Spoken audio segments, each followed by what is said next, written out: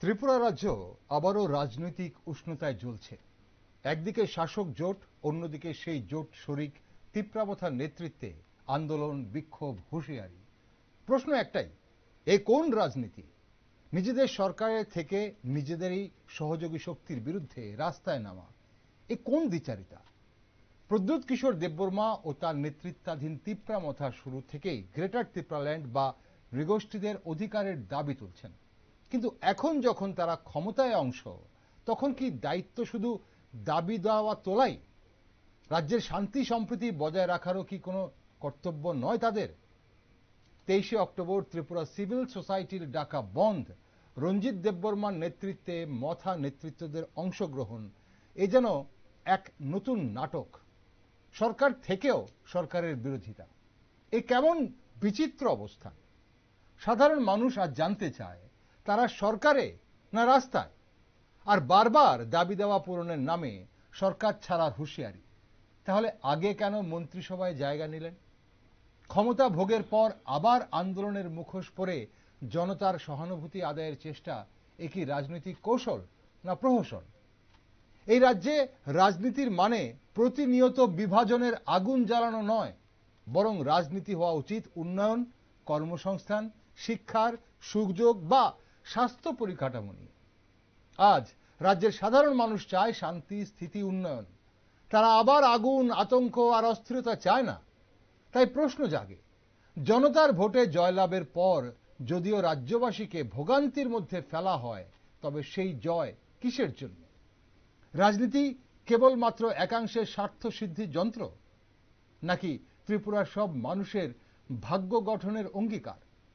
ত্রিপুরার মানুষ জানতে চায়, কাদের জন্য এই লড়াই? জনতার জন্যে না ক্ষমতার জন্য, নাকি শান্তি সম্প্রীতির পরিবেশ নষ্ট করে ঘোলা জলে মাছ ধরার প্রয়াস? নমস্কার, আমি দীপেন আর আপনারা দেখছেন নিউজ ভ্যানগার্ড। রাজ্য রাজনীতির বর্তমান পরিস্থিতি নিয়ে একটি বিশেষ আলোচনায় আজ আমার সাথে রয়েছেন রাজ্যের বরিষ্ঠ সাংবাদিক সঞ্জীব দেব এবং বিশিষ্ট সমাজকর্মী গৌতম মজুমদার। আপনাদের দুজনকে স্বাগত আজকের অনুষ্ঠানে। নমস্কার। সঞ্জীব বাবু, অবৈধ অনুপ্রবেশকারী সহ বিভিন্ন ইস্যুতে তিপ্রামথা বিধায়ক রঞ্জিত দেববর্মার ত্রিপুরা সিভিল সোসাইটির নামে ডাকা বন্ধে হিংস্র হয়ে উঠল বন্ধ সমর্থকরা। হিংসা ছড়ালো, রক্ত ঝরল, পুড়ল গাড়ি, ভাঙা হলো দোকানপাট। আখেরে কে জিতল, মানুষ না রাজনীতি? আখেরে কার লাভ হলো, রাজনৈতিক দলের না সাধারণ মানুষের? বিশেষ করে জনজাতি অংশের মানুষের, সাধারণ মানুষের কি লাভ হলো? দেখুন, রাজ্য রাজনীতি বা যে কোনো রাজনীতির ক্ষেত্রে গণতান্ত্রিক ব্যবস্থায় প্রতিবাদের কিছুটা একটা স্বীকৃতি রয়েছে, প্রতিবাদের বিভিন্ন ভাষা রয়েছে। ধর্মগত প্রতিবাদের একটা অংশ হিসেবেই গণ্য করা হয় আমাদের গণতান্ত্রিক ব্যবস্থায়। সেই দিক থেকে যদি তিপ্রামথা বা তার সহযোগী শক্তিরা, যারা কালকে সিভিল সোসাইটির নামে যারা বন্ধ রেখেছিল, তারা তাদের গণতান্ত্রিক অধিকার প্রয়োগ করতেই পারেন, বন্ধ ডাকতেই পারেন। কিন্তু সেই বন্ধটা তারও যে কিভাবে কার্যকর করা হবে, তারও কতগুলি সুনির্দিষ্ট পদ্ধতি রয়েছে। সেইটা সব রাজনৈতিক দল বা যারাই বন্ধ আহ্বান করবেন, তাদের প্রত্যেকের ক্ষেত্রেই এটা বাধ্যবাধকতা মেনে চলা। কিন্তু কালকে সারাদিন বন্ধ যেভাবে কেটেছে, সকাল থেকে সন্ধ্যা পর্যন্ত, তার মধ্যে দু একটি ঘটনা খুবই নিন্দনীয় হয়েছে। যেমন একজন ডাক্তারবাবুকে, যিনি একজন ইমার্জেন্সি ডিউটিতে যাচ্ছেন, তাকে আটকে দেওয়া, এই ধরনের কর্মসূচি কোনো মতেই বাঞ্ছনীয় নয়। তেমনি রাস্তার উপরে আগুন ধরিয়ে একটা আতঙ্ক সৃষ্টি করা, এই ধরনের কাজও কেউ কোনো মতেই সমর্থনযোগ্য নয়। তবে সেগুলি আমরা দেখেছি যে কিছুক্ষণ পরে এই সমস্ত বন্ধ হয়েছিল। কিন্তু পুলিশেরও যে ভূমিকা মানুষ প্রত্যাশা করেন, সেই ভূমিকাটা কতটা পুলিশ কার্যকর করেছে সে নিয়েও প্রশ্ন উঠেছে। তবে দুই ক্ষেত্রেই দেখা যাচ্ছে যে পুলিশও একটা যে জোর জবরদস্তির পথে যায়নি, সেটারও একটা ইয়ে রয়েছে। সব মিলিয়ে সারা দিনটা একরকম কাটলেও সন্ধ্যার সময় পরিস্থিতিটা হঠাৎ কেমন পাল্টে গেল। এবং আমরা দেখলাম যে কমলপুরের শান্তির বাজার এলাকায় হঠাৎ করে একটা হিংসাত্মক পরিস্থিতির সৃষ্টি হয়ে গেল। একদম এইটা যে খুবই আকস্মিক মনে করা সবসময় উচিত হবে না। এর পেছনে একটা সুনির্দিষ্ট পরিকল্পনা ছিল বলে ধারণা করার যথেষ্ট কারণ রয়েছে। আচ্ছা কেননা যেভাবে তারা অগ্নিসংযোগ করলো বা মারধর করলো এবং সরকারি কর্মকর্তাদের বিডিও এসডিপিও সবাইকেই হামলা চালালো তাদের উপর, এইটা একটা সুনির্দিষ্ট পরিকল্পনা ছাড়া এটা হতে পারে না। আচ্ছা এই দিক থেকে এটাকে খুবই নিন্দনীয়। সেই দিক থেকে মানে গতকালের বন্ধটা মোটেই যে একটা গণতান্ত্রিকভাবে গ্রহণযোগ্য ছিল না তা নিশ্চিত করেই বলা চলে। ওকে, আমি আসবো এই বিষয়টাতে, আরো বিস্তারিত আসবো। বন্ধের নানান দিক আপনার চোখে আপনি কিভাবে দেখলেন কাল? কারণ এ রাজ্যে বহু বন্ধ হতে আপনারা আগেও দেখেছেন, আমাদের দর্শক বন্ধুরাও দেখেছে, আপনিও দেখেছেন, খুব কাছ থেকে দেখেছেন। এবং সেই বন্ধের চিত্র আর গতকালকের বন্ধের চিত্রের মধ্যে কোথায় পার্থক্য ছিল আর কি কি জায়গায় আমরা কি কি দেখেছি সেগুলো নিয়ে বিস্তারিত আলোচনা করব। কিন্তু তার আগে গৌতমবাবু, এই আন্দোলন কি সত্যি মানে জনস্বার্থে বলে আপনার মনে হয়, বা নাকি রাজনৈতিক পুঁজির একটা হিসেব জমানোর এই বন্ধ ছিল বলে আপনার মনে করছেন? কালকে যে বন্ধটা গেছে এটা না কোনো রাজনৈতিক ফায়দা হয়েছে কারোর, না কোনো জনগণের কোনো ফায়দা হয়েছে। বিশেষ করে ত্রিপুরা রাজ্যের মানুষ অন্তত ধর্মঘট নিয়ে খুব ভালো জানে, বন্ধ কি সেটা ত্রিপুরা রাজ্যের মানুষের একেবারে পুঙ্খানুপুঙ্খভাবে নলেজ রয়েছে। কারণ আমরা 80-র দশক থেকে দেখেছি কিভাবে প্রতিনিয়ত বন্ধ হয়। কালকে যে বন্ধ আসলে এটা কে ডাকলো, কেন ডাকলো, যে যার জন্য ডাকা, মানুষের জন্য ডাকা, তো যে মানুষের একটা কোনো একটা প্রবলেমের জন্য মানুষ বন্ধ ডাকে, গণতান্ত্রিক রাষ্ট্র বন্ধ ডাকতে পারে। আজকের মতো একবিংশ শতাব্দীতে এসে যেখানে মূল হলো মানুষের উন্নয়ন, শিক্ষা, স্বাস্থ্য, প্রথম আমাদের কি ছিল অন্ন বস্ত্র বাসস্থান, সেগুলো থেকে আমরা ক্রস করে এসেছি। একটা সময় শিক্ষা স্বাস্থ্য এগুলো অনেক পিছিয়ে ছিল, আজকে এগুলো ঘরে ঘরে পৌঁছে গেছে। এখন চলছে উন্নয়নের বিভিন্ন উচ্চ পর্যায়ের ধাপ। আজকের দিনে মানুষ সব রকমের শিক্ষা, বিশেষ করে যে উপজাতি অঞ্চল আমরা বলি, প্রচুর পরিমাণে স্কুল কলেজ সমস্ত রকমের শিক্ষা প্রতিষ্ঠান, বিভিন্ন রকমের এই মানে আমাদের মিশনারি স্কুলগুলো হেল্প করছে, তারপরে বিভিন্ন নবোদয় বিদ্যালয় থেকে শুরু করে সেন্ট্রাল গভর্নমেন্টের সেন্ট্রাল স্কুল, একলব্য, মানে সমস্ত রকমের শিক্ষা ব্যবস্থা হয়ে গেছে। তাহলে গ্রামের যাদের জন্য আমরা আজকে চিৎকার দিচ্ছি যে উন্নয়নের জন্য আমরা বন্ধ ডাকছি, আমাদের মানে যা দাবি পাচ্ছি না, কোন দাবিটা পাচ্ছে না? মানুষের জন্য গ্যাস থেকে শুরু করে ইলেকট্রিসিটি থেকে শুরু করে, যেমন আমাদের গত কয়েকদিন আগে একটা ইয়েতে দেখলাম আমাদের বিরোধী দলনেতা জিতন চৌধুরী মশাই বলছিলেন যে আমরা ট্যাক্স দিই না, নর্থ ইস্টার্ন রিজনে আমাদের উপজাতি অংশের থেকে ট্যাক্স দেয় না, এটা এক্সাম্পটেড অল ইন্ডিয়া গভর্নমেন্টের। তাহলে তোমরা যে উন্নয়ন করছো কার বিরুদ্ধে লেলিয়ে দিচ্ছ বারবার? বিভিন্ন সময় আমরা আন্দোলন দেখেছি, বিভিন্ন সময় জাতি উপজাতি বলে বলছে, কার বিরুদ্ধে লেলিয়ে দিয়েছে? বাঙালিদের বিরুদ্ধে। তো বাঙালিদের অপরাধটা কি? এই যে কালকের যে স্ট্রাইক, এই স্ট্রাইকের মধ্যে আমরা যেটা সন্ধ্যার সময় আমরা দেখলাম কমলপুরের কাহিনী বা আমাদের এখানে যেগুলো হয়েছে, এগুলো অপ্রীতিকর, এগুলো মানে আমরা ভাবতেই পারি না। আজকের দিনে যে মানে স্ট্রাইকটার কি মাহাত্ম, আর একটা এনজিও কি করে স্ট্রাইক ডাকে, এনজিওটার কি ভ্যালিড, কি ডকুমেন্টস আছে? বরং আমি এটা বলবো, বর্তমান মানে আমাদের রাজ্যের যে মাননীয় মুখ্যমন্ত্রী, উনি খুব ঠান্ডা মাথায় জিনিসটাকে ট্যাকেল দিয়েছেন। হয়তো অনেকে বলছেন যে কিছু করেনি, কারণ আন্দোলনের যে মোটিভটা ছিল, যেটা আমরা লাস্ট দেখলাম আমরা কমলপুর, তার রেজাল্ট, আন্দোলনের মোটিভটা ছিল একটা অশান্তি সৃষ্টি করা। তাহলে এখানে গৌতমবাবু আমার প্রশ্ন আছে, তাহলে একটা আমাদের এখানকার একটা লোকাল একটা প্রবাদ চলে, মুরগি নিয়ে যাবে শেয়ালে, তার জন্য আমি মুরগি পালবো না। তাহলে এখন বন্ধ ডেকে কেউ হিংসা ছড়াবে, তার জন্য আমি কি আমার প্রস্তুতি নেব না?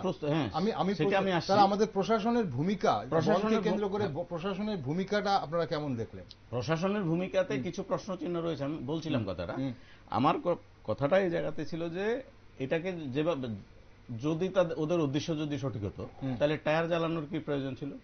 শান্তিপূর্ণ আন্দোলন, আমার এই দাবি, আমি দাবির জন্য, যেমন আমরা অনেক সময় দেখি গ্রামে গঞ্জে কলসি নিয়ে বসে আছে, ওদের একটা দাবি আছে, কি আছে? জল নেই, কয়দিন ধরে জল নেই, ওরা মহিলারা হয়তো বসে গেছে, সেটা একটা আন্দোলন। তো তো ওইটার মধ্যে আমরা যদি দেখি, আর এখানে আমরা কি দেখলাম যে একটা টায়ার লাগিয়ে প্রথম থেকেই শুরু করলাম। আমি আপনাদের চ্যানেলগুলো তো দেখেছি যে বিভিন্ন চ্যানেল একদিকে কাঁধে জাতীয় পতাকা আর একদিকে তারপর একটা আমরা দেখলাম এনজিও টায়ার কি করে জ্বলছে। জাতীয় পতাকা হাতে নেয়। হ্যাঁ, এটার জন্য আমার কথা হলো পুলিশ প্রশাসন এখানে মানে ওদের যে সঠিক যে দায়িত্ব ছিল সেই দায়িত্বগুলো ওনারা কেন পালন করেনি সেটা জনমনে একটা প্রশ্নচিহ্ন রয়ে গেছে। ওকে, আমি কমলপুরের ঘটনায় বা এই যে যেটা হয়েছে কমলপুর এবং তার পরবর্তী আজ সারাদিন যা হচ্ছে আমরা সেই বিষয়টা আলোচনা করবো, কিন্তু ছোট্ট করে সঞ্জীববাবু আপনার কাছে, আপনি বহুদিন ধরে সাংবাদিকতা করছেন এই রাজ্যের বুকে, এই ধরনের বন্ধে পুলিশের ভূমিকায় আপনি আগেও দেখেছেন, গতকাল যে ভূমিকা পুলিশ নিয়েছে আমরা দেখেছি আগরতলা শহরে, রাজ্যের রাজধানীতে শুধু একটা স্থানে ওরা পিকেটিং করেছে যারা বন্ধ সমর্থক, উত্তর গেট এলাকা। আমরা দেখেছি উত্তর গেট এলাকা ছাড়া অন্য কোথাও আর পিকেটিং ছিল না, সব রাস্তাগুলো খোলা ছিল, কিন্তু প্রতিরোধমূলক ব্যবস্থা নিতে গিয়ে পুলিশ সার্কিট হাউসে ব্যারিকেড দিয়ে রেখেছিল, একদম সম্পূর্ণ ব্যারিকেড, রাস্তাটাকে একদম টোটালি বন্ধ করে রাখা হয়েছিল, আর মানুষকে ঘুরিয়ে দেওয়া হচ্ছিল। যারা উত্তর গেট চলে আসছিলেন অন্য কোনো বাইপাস রাস্তা দিয়ে, তাদেরকে ওখান থেকে মোড় ঘুরিয়ে দেওয়া হচ্ছে, তাদেরকে ধমকানো হচ্ছে, আপনি কি আগরতলা শহরের বাসিন্দা নয়, আপনি কি জানেন না এই রাস্তা বন্ধ, আজকে আপনি জানেন না কি হচ্ছে আগরতলা শহরে। তাহলে পুলিশের এই ভূমিকাটা সাধারণ মানুষের কাছে কতটা গ্রহণযোগ্য ছিল কাল, কি মনে করেন? না, এটা প্রত্যাশিত যে সরকার নিজেও বলেছে যে আগে মেমোরান্ডাম জারি করে বলেছে যে এই সরকার এই বন্ধের বিরোধিতা করছে এবং সরকারি কর্মচারীদের অফিসে যেতে হবে ইত্যাদি, এরকম মেমোরান্ডামও দেওয়া হয়েছে। সেই ক্ষেত্রে পুলিশের যেটা কাছে যেটা প্রত্যাশা যে মানুষ যখন তার কর্মস্থলে যাওয়ার চেষ্টা করছে তখন তাকে সহযোগিতা করা, কিন্তু এই ক্ষেত্রে আমরা দেখেছি যে সেটা হয়নি। অনেক ক্ষেত্রে পুলিশ অনেক জায়গাতে বিকল্প ব্যবস্থা করে দেয়, যেমন পুলিশের আলাদা গাড়ির ব্যবস্থা করে দেয়, যে গাড়ি করে পুলিশ এসকর্ট করে নিয়ে মানুষের তার কর্মস্থলে পৌঁছে দেয়া, এই ধরনের আগেও আমরা দেখেছি এরকম, কিন্তু কালকে সেরকম কিছু ছিল না। তবে পুলিশ যেখানে হয়তো বা এইটা ধারণা করেছে যে শক্তি প্রয়োগ করতে গেলে একটা বিশৃঙ্খল পরিস্থিতির সৃষ্টি হতে পারে, কিন্তু যেহেতু মানুষের কর্মস্থলে যাওয়ার একটা তাগিদ রয়েছে, সেই ক্ষেত্রে সহযোগিতার দায়িত্ব পুলিশ এড়াতে পারে না। সেই জায়গাটায় একটু ঘাটতি থেকে গেছে, এটা পুলিশের কাছ থেকে আরো বেশি সক্রিয়তা প্রত্যাশা করা ছিল। সেই ক্ষেত্রে প্রশাসনও মানুষকে কর্মস্থলে নিয়ে যাওয়ার জন্য একটাই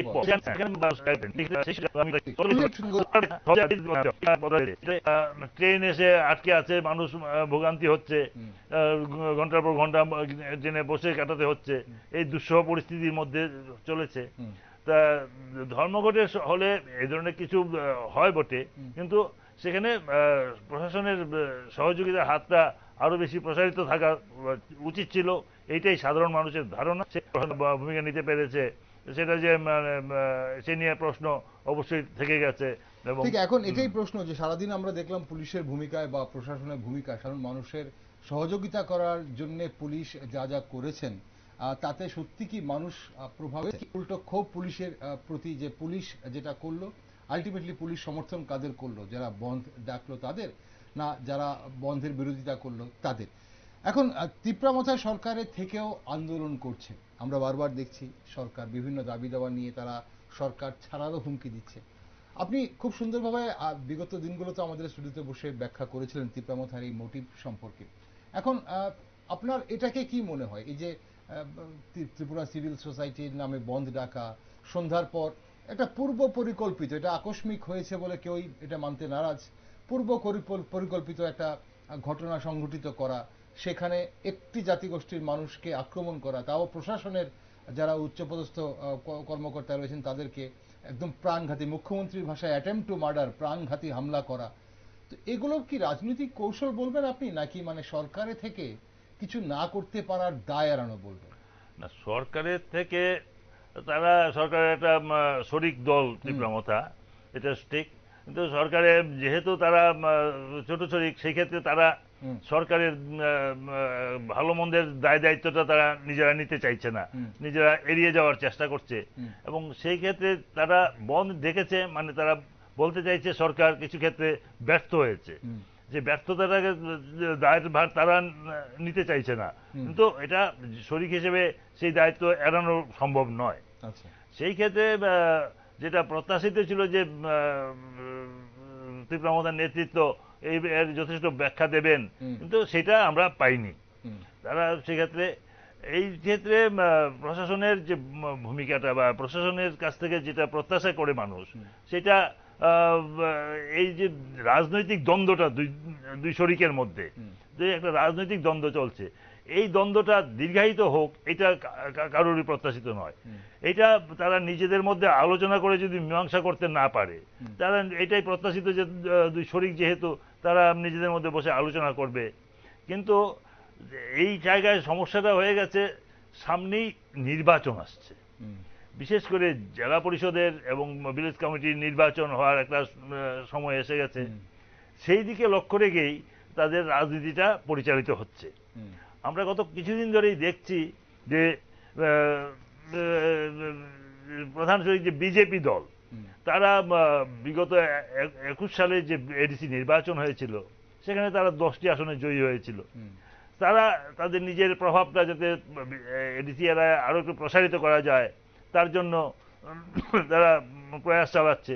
যে কোনো রাজনৈতিক দলের কাছে এটাই প্রত্যাশিত, তারা তাদের প্রভাব বিস্তার করার চেষ্টা করবে, সংগঠন বৃদ্ধি করবে। এবং আমরা দেখতে পাচ্ছি যে মুখ্যমন্ত্রী নিজে এই ক্ষেত্রে নেতৃত্ব দিচ্ছেন। তিনি বিভিন্ন জায়গায় গিয়ে জনসভা করছেন।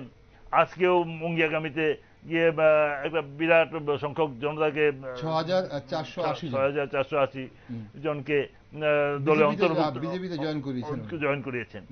এইটা দুইটা জিনিস এ থেকে আসছে। তার আগেও জম্পুই জেলাতেও এই করেছেন। দুইটা জিনিস এখানে আসছে। একদিকে আসছে যে তিপ্রামথার সম্পর্কে যে একটা ধারণা ছিল যে হিলসে পাহাড়ে তাদের প্রভাব একেবারে একচ্ছত্র আধিপত্য, সেই জায়গাটা বোধহয় আজকে একটু দুর্বল হচ্ছে বলে মনে হচ্ছে। আর তার সেই সুযোগ নিয়ে সেইটাই বিজেপি দল সেই সুযোগটাই গ্রহণ করতে চাইছে এবং বিভিন্ন জায়গায় তারা যোগদান সভা করছে। আজকে এখানে দুইটা বললাম মুখ্যমন্ত্রী গেছে বলে, এর বাইরেও বিভিন্ন জায়গায় অনেক জায়গাতেই ছোটখাটো জনসভা হচ্ছে, স্থানীয় নেতারা সেই ক্ষেত্রে অগ্রণী ভূমিকা নিচ্ছেন। এই যে মানে পায়ের তলার মাটি ধীরে ধীরে একটু আলগা হচ্ছে, এমন একটা চিন্তা তিপ্রামথার মধ্যে বোধহয় কাজ করছে। এবং সেই দুর্বলতা থেকেই তিপ্রামথা আজকে এমন কিছু একটা করতে চাইছে যে যেটা দিয়ে মানে নিজেদের আধিপত্যটা বজায় থাকতে পারে। এবং তার জন্যই আজকে স্বনামে হয়তো তারা সব জায়গায় আসতে পারছে না, এবং সিভিল সোসাইটির নামটা ব্যবহার করা এই ক্ষেত্রে সেই উদ্দেশ্যেই সেই লক্ষ্যেই বোধহয় নিজের নামটা না ব্যবহার করে ই করা। এইভাবে মানুষের মধ্যে একটা বিভ্রান্তি সৃষ্টির চেষ্টা এটা বলা যেতে পারে। এখন আসবো আপনার কাছে আমি, গৌতম বাবু, এই যে তিপ্রামথা সরকারের থেকেও যখন রাস্তায় নামে মানে সরকারের বিরোধিতা করছে, তখন বিজেপি এত নীরব কেন বা বিজেপি এত সহনশীল কেন এই তিপ্রামথার প্রতি, বা এই ধরনের হুমকি ধমকি? ইভেন কি মুখ্যমন্ত্রীও বলছেন যে অনেক হচ্ছে, হুমকি ধমকি অনেক হচ্ছে। এবং মুখ্যমন্ত্রী গতকাল ওনার ফেসবুক পোস্টেও বা টুইটারেও লিখেছেন যে সরাসরি লিখেছেন তিপ্রামথার সমর্থকদের দ্বারা আক্রমণ হয়েছে কমলপুরে। এখন প্রশ্ন হচ্ছে বিজেপি এত নীরব কেন? মানে এটা কি বিজেপির মানে সহনশীলতার রাজনীতি নাকি মানে রাজনৈতিক প্রয়োজন? এটা বিজেপি সত্যিকারে এমন একটি পার্টি, সহনশীল পার্টি, আচ্ছা, এবং খুব সংগঠিত পার্টি। আচ্ছা, স্লো অ্যান্ড স্টেডি, ধীরে চলবে, এগিয়ে যাবে, এটাই দলটার একটা বিশাল মানে বিশেষত্ব। আমরা 80-র দশক থেকে যদি ধরি বিজেপির যে জন্মলগ্ন, তখন থেকে দেখি খুব স্লোলি ভারতবর্ষে কিন্তু ধীরে ধীরে ধীরে ধীরে এগিয়ে গেছে। কারণ তাদের যে একটা আইডিওলজি, তাদের যে একটা বিচারধারার বাইরে কিন্তু ওরা চলে না। আজকে ত্রিপুরা রাজ্যে হয়তো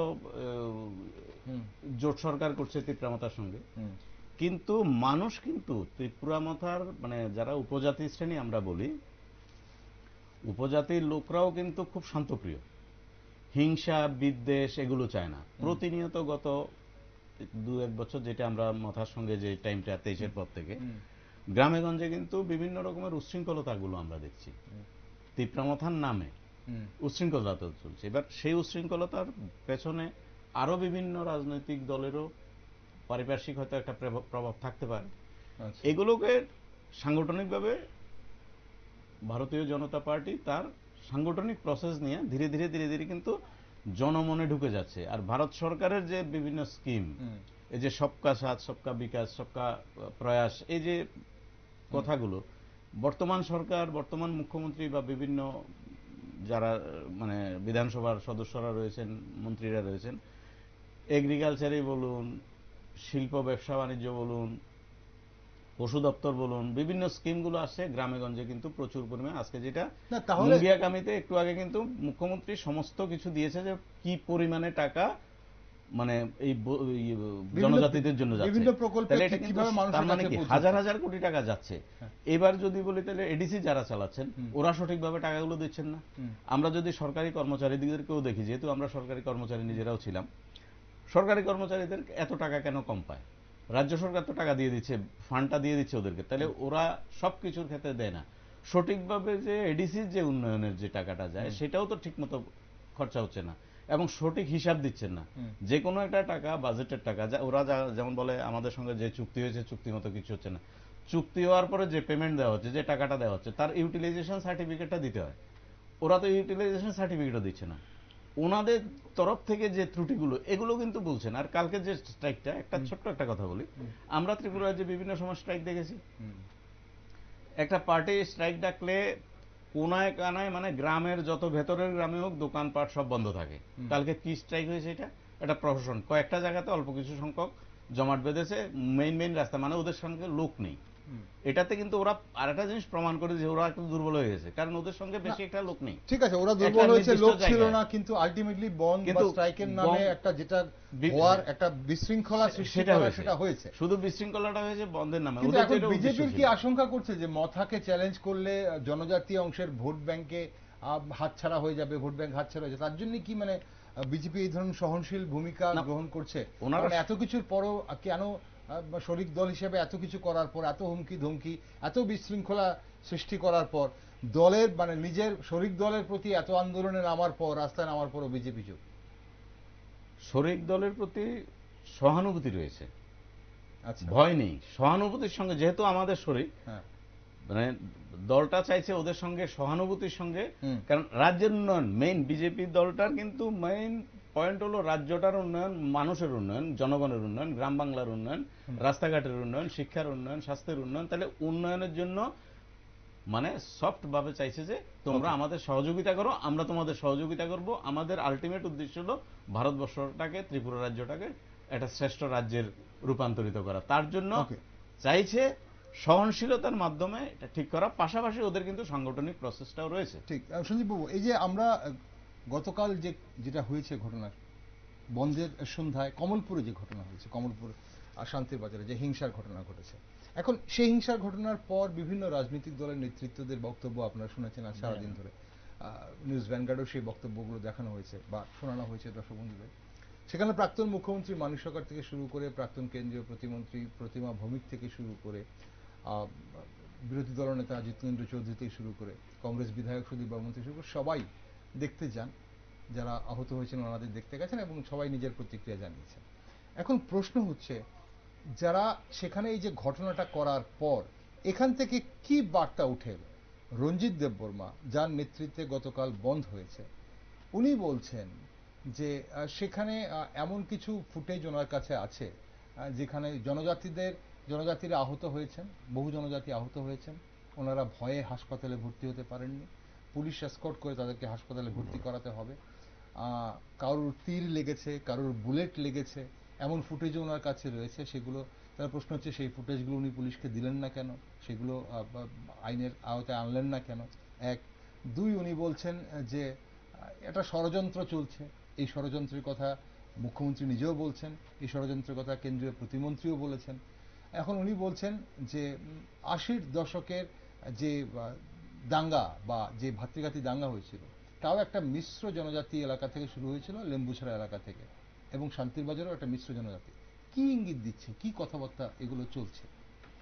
এইটা সাধারণত এই ধরনের পরিস্থিতি মিশ্র জনজাতি এলাকা থেকেই হতে বাধ্য, কেননা একতরফা হলে তো কোনো জায়গায় করা সম্ভব নয়। হুম, তবে এই জায়গায় এটা যেভাবে গতকালকে সূচনা হয়েছে, আমি প্রথমেই বললাম হুম, এতে একটা পরিকল্পিত ছিল বলে মনে করা হয়। হুম, তবে এই ক্ষেত্রে প্রশাসনের কর্মকর্তারা আমরা দেখলাম তারা তৎক্ষণাৎ সামনে এগিয়ে গেছেন হুম, এবং তারা নিজেরাও আক্রমণের শিকার হয়েছেন। একদম। কিন্তু তারপরেও যেখানে তারা পরিস্থিতি শান্ত করার জন্য তাদের ভূমিকা পালন করেছেন। হুম, সেই দিক থেকে প্রশাসন যে মানে সেই হাঙ্গামাটা যে সেখান থেকে আরো ছড়াতে পারেনি, হুম, সেক্ষেত্রে প্রশাসনকে অবশ্যই একটা কৃতিত্ব দিতে হবে। প্রশাসন সেক্ষেত্রে নিজেরা সামনে এগিয়ে গিয়ে এর মোকাবেলা করেছেন। তা এইখানে যেটা আগেও বলছিলাম যে যে রাজনৈতিক একটা ইয়ে চলছে, সেই রাজনীতিটাকে সামনে রেখে এখন এই হাঙ্গামার মাধ্যমে একটা মিলিটেন্সি তৈরি করা ছেলেদের মধ্যে, এই ধরনের একটা ইয়ে আমরা আগেও বিভিন্ন রাজনৈতিক দলের ক্ষেত্রে দেখেছি। হুম, এই ক্ষেত্রেও তারা সেই পুরানো কৌশলটাকেই কাজে লাগানোর চেষ্টা করছেন। মানে সমর্থন হ্রাস পেলে কি এই পথটাই অবলম্বন করা হয়? এইটা তাই তো বলছিলাম প্রথম থেকেই হ্যাঁ। যে পায়ের তলার মাটি কিছুটা হালকা হচ্ছে বলে মনে করছে হয়তো তারা, হুম, এই আশঙ্কা থেকে তারা এগিয়ে যাচ্ছেন। হুম, পক্ষান্তরে বিজেপি যে ভূমিকাটা, হুম, বিজেপিও আমরা দেখেছি, আমরা যদি আগে আরো 5 বছর 7 বছর আগের দিকে যাই, হুম, আমরা দেখতাম যে তাদের সাংগঠনিক তৎপরতাটা অনেকটা স্তীমিত ছিল। হুম। কিন্তু ইদানিং কালে তারা বুঝতে পারছেন এবং ওই সময়ে সেটা শরিক নির্ভর ছিল আগে। অনেক বেশি শরিক নির্ভর ছিল। এখন আমি নিজেরা- আরো নিজেরা অনেক বছর আত্মনির্ভর আগেই, হতে চাইছেন। আরো 2 বছর আগেই পত্রিকাতে প্রবন্ধ লিখে বলেছিলাম যে এই নির্ভরতা বিজেপির জন্য কাল হবে। হ্যাঁ, যাই হোক, বিলম্বিত হলেও বিজেপি নেতৃত্ব হয়তো সেটা বোধোদয় হয়েছে। অনুধাবন করতে পেরেছেন হুম, এবং এটা তারা তখনকার এখনকার পরিস্থিতিটাকে একটু অনুকূল হয়তো মনে করছেন, হুম। যেখানে সাধারণ মানুষ, পাহাড়ি এলাকার মানুষ ক্রমশই বিজেপির দিকে আকৃষ্ট হচ্ছে হুম। এবং সেই সুযোগটাকে কাজে লাগিয়ে তারা নিজের সংগঠন প্রসারিত করার চেষ্টা করছেন হুম। এবং ইতিমধ্যে বিভিন্ন জায়গায় তারা নিজেদের পা রাখার মতো জায়গা খুঁজে পেয়েছেন। একটা জিনিস সঞ্জীববাবু, আপনার এখান থেকে মনে হয় আপনাদের অভিজ্ঞতা অনেক বেশি।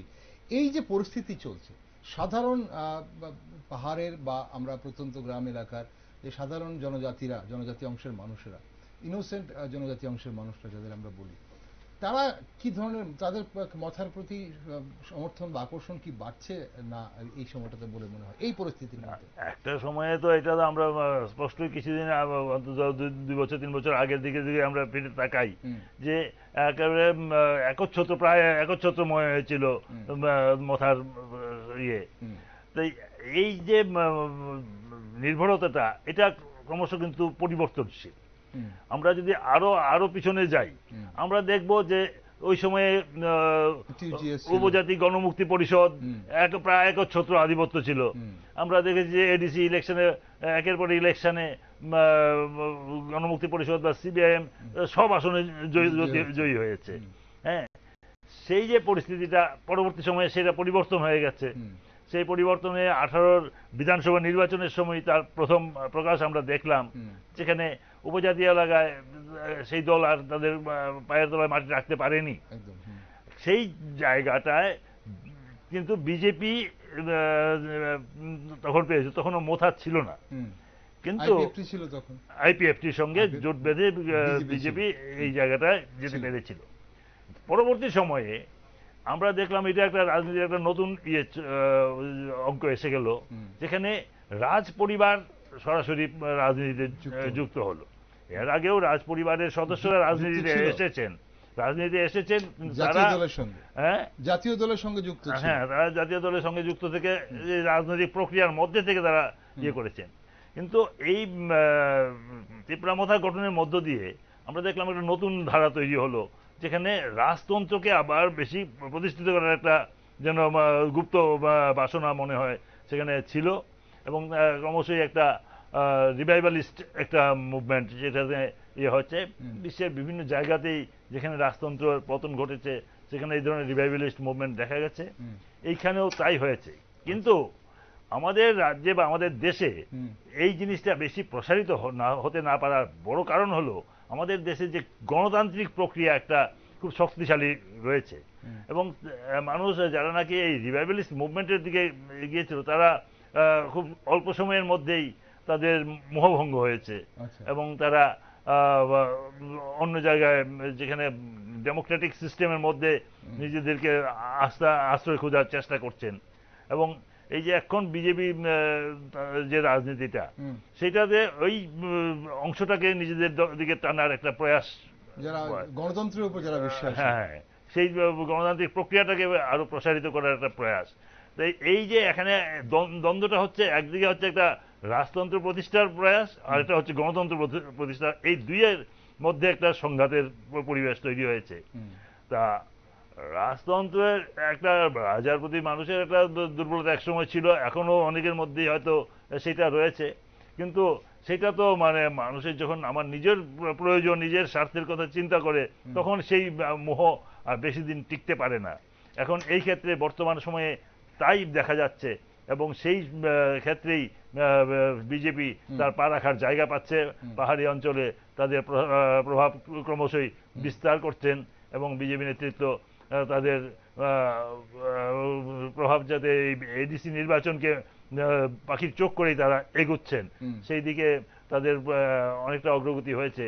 পক্ষান্তরে ত্রিপুরা মথা বলছে যে তারা নিজেদের শক্তি প্রদর্শনের জন্য এই বন্ধটাকে একটা অস্ত্র নিয়েছিল। তারা আরেকটা কর্মসূচি ঘোষণা করেছেন, আগামী 7ই নভেম্বর তারা শক্তি দেখাবেন।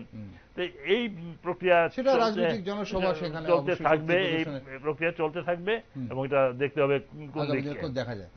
আসবো গৌতমবাবু, এখানে আজ বিভিন্ন প্রতিক্রিয়া আমরা যদি দেখি, বিভিন্ন প্রতিক্রিয়ার দিকে জিতেন চৌধুরী বিরোধী দলনেতা, উনি বলেছেন যে এটা গট-আপ গেম গতকালকের এই পরিপ্রেক্ষিতে, এবং এই যে শান্তির বাজারে যেই ঘটনা হয়েছে সেখানে উনি অনেকগুলো বক্তব্য রেখেছেন। উনি বলেছেন যে বিজেপি মথার ডুবন্ত নৌকা বাঁচানোর একটা নাটক, এটা জিতেন চৌধুরী বলেছেন।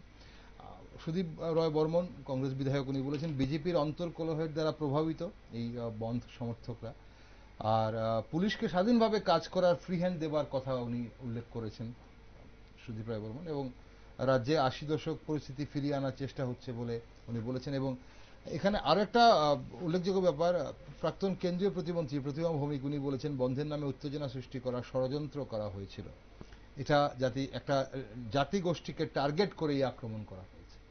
তো শান্তির দাবি করেছেন উনি। কি মনে করেন এই যে পরিস্থিতি, এই পরিস্থিতিতে বিজেপি এবং মথার মানে জোটের ভবিষ্যৎ আপনি কিভাবে দেখছেন, এবং এই বিরোধীদের যে কথাগুলো, এমনকি প্রতিমা ভৌমিক প্রাক্তন কেন্দ্রীয় প্রতিমন্ত্রী, ওনার যে অভিযোগগুলো, এটা কতটা সত্যি বলে আপনার মনে হচ্ছে? এগুলো ধরেন প্রত্যেকটা রাজনৈতিক দল, প্রত্যেকটা রাজনৈতিক ব্যক্তি ওনার মনের কথাটা ওনার ভাবে বলেছেন। প্রত্যেকে এখানে রাজনীতি করতে এসছে, টোটালি বিষয়টা হলো রাজনৈতিক বিষয়। রাজনীতি প্রত্যেকটা দল করবে, প্রত্যেকটা ব্যক্তি করবে। এর বিষয় হলো বর্তমান যে ভারতীয় জনতা পার্টি ত্রিপুরা রাজ্যে যারা রয়েছে, বা জিতেন চৌধুরী যারা দীর্ঘকাল ত্রিপুরা রাজ্যে শাসন করেছে, বা কংগ্রেস দলের যারা বিভিন্ন কথা বলেছেন, আবার কেউ কেউ বলেছেন 80 দশকে ফিরে যাওয়ার কাহিনীটা কেউ। আসলে আজকের দিনে 80 দশকের কথাটা এখানে কোনো ত্রিপুরা রাজ্য 70-এর দশক ত্রিপুরা রাজ্য একটা আলাদা একটা এনভায়রনমেন্ট ছিল, তখন শিক্ষা স্বাস্থ্য কিছুই ছিল না। আজকের দিনে ত্রিপুরা রাজ্য, আমি যতটুকু আমার অভিজ্ঞতা, সারা রাজ্যের মধ্যে প্রচুর পরিমাণে উন্নয়ন হয়েছে। উন্নয়ন যেহেতু হয়েছে, ওই সেই 80 দশকটা ফিরে আসার কোনো চান্স নেই। হ্যাঁ, কেউ কেউ যিনি কালকে স্ট্রাইকটা দেখেছেন, ওনার যে একটা অভ্যাসের দাস আমরা, ওনার একটা প্রিভিয়াস অভ্যাস রয়েছে, তো ওই অভ্যাসটাকে উনি এখন এখানে হঠাৎ করে এসে মুসরতে এসছেন। উনি একটা জনপ্রতিনিধি, কিন্তু ওনার যে ব্যক্তি চিন্তা, উনি দেখছেন যে আজকের দিনে, যেটা দাদাও একটু আগে বলছেন, যে বিজেপি আগের থেকে অনেক বেশি স্বাবলম্বী হয়ে গেছে জনজাতি এরিয়াতে। তো বিজেপি যেহেতু একটা রাজনৈতিক দল, উনি ওনাদের রাজনৈতিক প্রেক্ষাপটে ওনারা চাইবেন যে আমার মাটি আমি শক্ত করব, আমি কেন কারোর উপরে ডিপেন্ড করব, ওই রাজনৈতিক প্রেক্ষাপটে খেলছেন।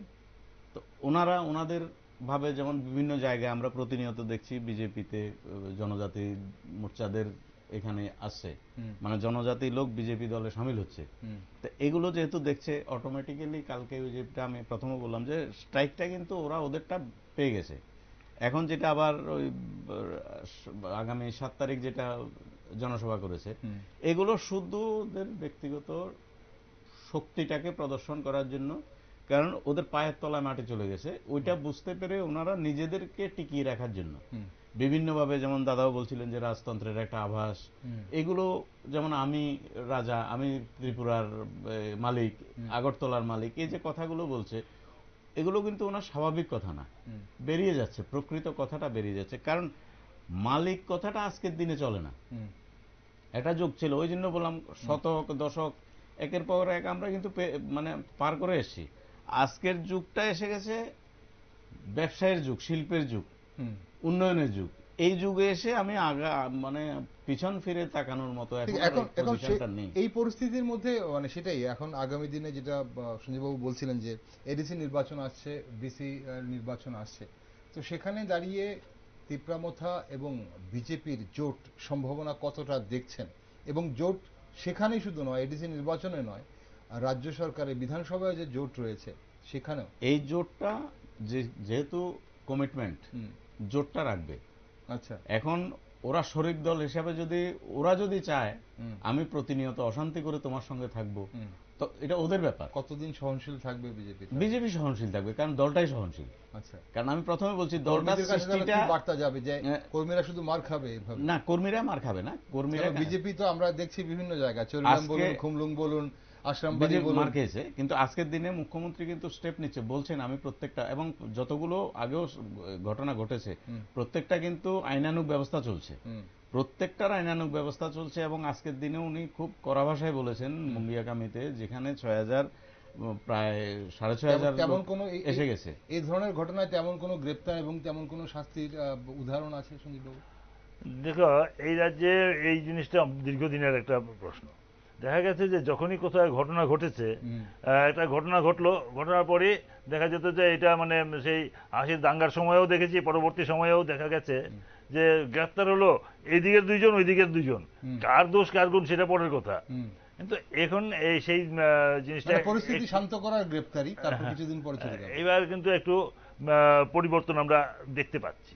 যেমন এই বিশ্রামগঞ্জে যে কিছুদিন আগে যে ঘটনাটা ঘটে গেল, তারপর কিন্তু বেশ কয়েকজনকে গ্রেপ্তার করা হয়েছে। সেখানে ব্যালেন্স রক্ষার চেষ্টাটা না করে প্রকৃত পুলিশ তার ভূমিকা পালন করেছে। আমরা আরো দেখেছি যে হাজামারাতে যে ঘটনা ঘটলো, সেই হাজামারাতে ঘটনার সময় দেখা গেল একজন সাংবাদিক সেখানে কাজ করছিলেন, তিনিও আক্রান্ত হয়েছেন। আজকে ন্যাশনাল হিউম্যান রাইটস কমিশন সেই মামলাটা গ্রহণ করেছে। তো এই যে মানে একতরফা ভাবে মানে শুধু করে গেলাম আমরা এই করব, সেই ধারণাটা কিন্তু একটা পরিবর্তন আমরা লক্ষ্য করতে পারছি। সেই যে মানে সবসময় একটা ব্যালেন্স করে চলার যে এটা, সেটা আর নেই। এখন অপরাধীকে অপরাধী হিসেবে দেখার, যে হাঙ্গামাগারীকে হাঙ্গামাগারী হিসেবে দেখার একটা মানসিকতা তৈরি হয়েছে। এই তৈরিটা মুখ্যমন্ত্রী নিজেও বলেছেন, আজকেও মুখ্যমন্ত্রী এই কথাটাই পুনরাবৃত্তি করেছেন যে যারা হাঙ্গামা করেছে তাদেরকে ছাড়া হবে না। এই যে ব্যাপারটা চলছে, এই প্রক্রিয়াটা যতদিন যদি চালু থাকে, তাইলে প্রকৃত আইনের শাসন প্রতিষ্ঠার একটা প্রয়াস বলে গ্রহণ করা যেতে পারে, এবং সেইটাই যে কোনো সমাজের কাছে কাম্য। ঠিক, এখন একটা অনুষ্ঠানের সময় ফুরিয়ে যাচ্ছে, একটা শেষ প্রশ্ন। অনেকেই মনে করছেন রাজ্যের যে শান্তি শৃঙ্খলা এবং সৌভ্রাতৃত্বের সহাবস্থানের যে একটা পরিবেশ, একটা সুন্দর পরিবেশ, বহুদিনের অর্জিত পরিবেশ, সেটাকে বিঘ্নিত করার একটা অপপ্রচেষ্টা চলছে, এবং সেটাতে কিছুটা অংশে তারা সার্থকও হয়েছেন, পরিবেশ কিছুটা ঘোলাটে হয়ে উঠেছে। এখন সরকারের দায়িত্ব থেকেও মানে সরকারের বিরোধিতার এই সীমারেখা কোথায় ইতি টানা উচিত বলে আপনারা মনে করেন? এইখানে যেটা বারবারই আসছে যে একটা জোট রয়েছে, তারাও জোটের শরিক ত্রিপুরামথা, এটাও একটা বিচিত্র জোট। কেননা দেখা যাচ্ছে যে রাজ্য সরকারি ক্ষেত্রে তারা জোটে রয়েছে, আবার এডিসির ক্ষেত্রে কিন্তু সেটা নেই, সেই জোট নেই। ফলে এই যে ত্রিভঙ্গু জোট, এইটা কতক্ষণ স্থায়ী হতে পারে সেটা দেখার বিষয়। এবং বিজেপি অবশ্যই চাইবে যে তাদেরকে নিজেদের গ্রিপের মধ্যে রেখে নিজেদের প্রসারিত করার সেই প্রয়াস চলছে। এবং প্রদ্যোৎ কিশোর দেববর্মন সেই জোট থেকে নিজেকে কতটা বের করতে পারবেন, এবং সে নিজে একটা সুনির্দিষ্ট সিদ্ধান্ত ওনাকে নিতে হবে যে জোটে যদি থাকতে হয় সে জোটটা সার্বিক হতে হবে, সেটা এডিসি বা সরকার সব ক্ষেত্রেই প্রযোজ্য হতে হবে। এই আধা খেঁচড়া কোনো জোট চলতে পারে না, এটা বাস্তবসম্মত নয়। এই ক্ষেত্রে সিদ্ধান্ত নেওয়ার দায়িত্ব কিন্তু মথা নেতৃত্বেরই। তারা এই দায়িত্ব কতটা পালন করতে পারেন, কতটা সঠিক সিদ্ধান্ত নিতে পারেন, তার উপরই রাজ্য রাজনীতির ভবিষ্যৎ নির্ভর করবে। ওকে, আমি একটা প্রশ্ন আপনাকে আগেও করেছিলাম, আজ আরেকবার একটু করতে ইচ্ছে করছে, কারণ আপনি খুব কাছ থেকে এই ফলো করেন এবং স্টাডি করেন। মথা সুপ্রিমো প্রদ্যোৎ কিশোর দেববর্মার কন্ট্রোলে কি গোটা ওনার দল আছে কি এই মুহূর্তে? এতক্ষণ যেই কথাটা বললাম, যে ক্রমশই একটা আমরা লক্ষ্য করছি যে বিভিন্ন জায়গায় মথার পায়ের তলার মাটি কিছুটা হলো আলগা হয়ে আসছে, এবং বিজেপি সেই জায়গাতেই নিজেদের পা রাখার চেষ্টা করছে। এই জিনিসটাই একটা স্পষ্ট যে 2 বছর আগে মথার যেই পূর্ণ নিয়ন্ত্রণ ছিল, সেই নিয়ন্ত্রণটা অনেকটাই শিথিল হয়েছে বলে মনে করার একটা কারণ রয়েছে। আমরা কিছুদিন আগেও দেখেছি রঞ্জিত দেববর্মা দলের মধ্যে বিভিন্ন বিষয় নিয়ে কথা বলেছেন। প্রদ্যোৎ কিশোর নিজেও এই মাত্র কিছুদিন আগে এখানে যে একটা সভা করলেন টাউন হলে, সেখানে উনি বারবার বলেছেন যে টিকিট নিয়ে তোমরা কেউ কেউ করবে না। কিন্তু এইগুলি, এই যে ছোট ছোট বিক্ষিপ্ত বক্তব্যগুলো, সেইটা প্রমাণ করছে যে দলের মধ্যে কিছুটা হলেও অস্থিরতা বিরাজ করছে, এবং মানুষের মধ্যে, দলের মধ্যে অনেকেরই একটা উচ্চাকাঙ্ক্ষা তৈরি হয়ে গেছে, যারা নির্বাচনে দাঁড়াবো বা এ করবো, সেই জিনিসটাকে কন্ট্রোল করতেই প্রদ্যোৎ কিশোরকে রীতিমতো কষ্ট করতে হচ্ছে, এবং সেই জায়গাটা কতক্ষণ পারবেন তার উপরই নির্ভর করবে। ওকে, গৌতমবাবু, আপনার কাছে শেষ প্রশ্ন, আপনার কি মনে হয় যে মানে সরকারের দায়িত্বে থেকেও সরকারের বিরোধিতার এই যে মানে সীমারেখাটা কোথায় টানা উচিত বলে মনে হয়? এখানে প্র্যাকটিক্যালি শুধু যে তিপ্রামথা বা বিজেপি তাদের জোট, এই জোটটার পেছনে কিন্তু আরো অনেক কিছু কাজ করছে। যেমন আমাদের দীর্ঘকালের ত্রিপুরা রাজ্যের সিপিএম পার্টি রয়েছে, কংগ্রেস পার্টি রয়েছে, বিজেপিটাতে কিন্তু একটা বড় ক্রস হয়ে সবগুলো দল থেকে, এই দুটো দল থেকে সব কিন্তু বিজেপিতে এসছে। যেমন একটু আগে আপনি একটা প্রশ্ন করেছিলেন যে গ্রামেগঞ্জে বিজেপির লোকরা মার খাচ্ছে। এখানে অধিকাংশ ক্ষেত্রে কিন্তু আমরা যেটা সমাজে চলতে গিয়ে দেখি, ওই যে মিক্সচারগুলো সিপিএম থেকে এসছে বিজেপিতে, এখন হয়তো একটা জায়গা পেয়ে গেছে, ওরাই এসে কিন্তু ডিস্টার্ব করছে। যারা 14-15 সালের থেকে বিজেপির সঙ্গে খুব মানে মনে প্রাণে জড়িয়ে গেছিল, ওদের উপর আক্রমণটা হচ্ছে। এটাও এক ধরনের কিন্তু পলিটিক্যাল খেলা। মানে আপনি বলছেন এখানে অন্তর কোন দলটা কিন্তু করছে, কিন্তু অন্য দল থেকে এসে ওরা চাইছে বিজেপিটাকে নষ্ট করে দিই, বিজেপিটাকে ভেঙে দিই। আর ওরা খুব সুচতুর ভাবে, যেটা আমরা 1988-তে যেটা আমরা দেখেছি, সিপিএম কিন্তু অটোমেটিক্যালি কংগ্রেসের মধ্যে কিছু লোক ঢুকিয়ে দিয়েছিল, যার জন্য সিপিএম এর লোকেরাই কংগ্রেসে লাগিয়ে দিয়েছে। এটা রাজনীতি, এটা ওদের পলিটিক্স, ওটা ঠিক আছে, আমি ওইটাকে খারাপ বলছি না, ওদের পলিটিক্স ওরা করবেই। তো ওরা আজকের দিনেও সিপিএম এর কিছু লোক এমন ভাবে ঢুকে গেছে বিজেপিতে, বিভিন্ন জায়গায় দায়িত্ব পেয়েছে, বিভিন্ন ভাবে কাজ করছে। ওরা অনেক সময় অফিসগুলো সেম, প্রশাসনিক লেভেলেও সেম, যেমন কালকে থানা বা পুলিশ প্রশাসন অনেকে এগুলো কিছু কিছু কিন্তু করছে। তো এগুলো করতে গিয়ে কিন্তু আলটিমেট বদনামটা কার হচ্ছে? সরকারটার হচ্ছে। বর্তমান যে দুটো শরিক দল নিয়ে এটা দল চলছে, এটা সরকার চলছে, এই জায়গাগুলো কিন্তু, গ্যাপগুলো কিন্তু আমাদের মানতে হবে। এগুলো আমরা বিচ্ছিন্নভাবে না বললে হবে না, এগুলোর পেছনে কিন্তু ওই রাজনীতিটা কিন্তু কাজ করছে, যার জন্য মাঝে মাঝে শরিকদের মধ্যে নিজেদের মধ্যে কিন্তু দ্বন্দ্ব কিন্তু পলিটিক্যালি লাগানো হচ্ছে। সেটা এবার অন্যান্য যে সব বিরোধী দলগুলো রয়েছে, দ্বন্দ্ব এখন মাঠে ছড়িয়ে পড়ছে, রাস্তায় ছড়িয়ে পড়ছে, এবং সেই দ্বন্দ্ব সাধারণ মানুষ কিভাবে নিচ্ছে সেটা অবশ্যই মানুষ ভালো জানে। অসংখ্য ধন্যবাদ আপনাকে গৌতমবাবু, আপনাকে ধন্যবাদ সঞ্জীববাবু, আপনাকে ধন্যবাদ সঙ্গে থাকার জন্য। নমস্কার আমাদের পক্ষ থেকে আপনাদের। দর্শক বন্ধুরা, ত্রিপুরার রাজনীতি আজ উত্তপ্ত, কিন্তু রাজ্যের সাধারণ মানুষ রাজনীতির উত্তাপ নয়, চায় স্বস্তির হাওয়া।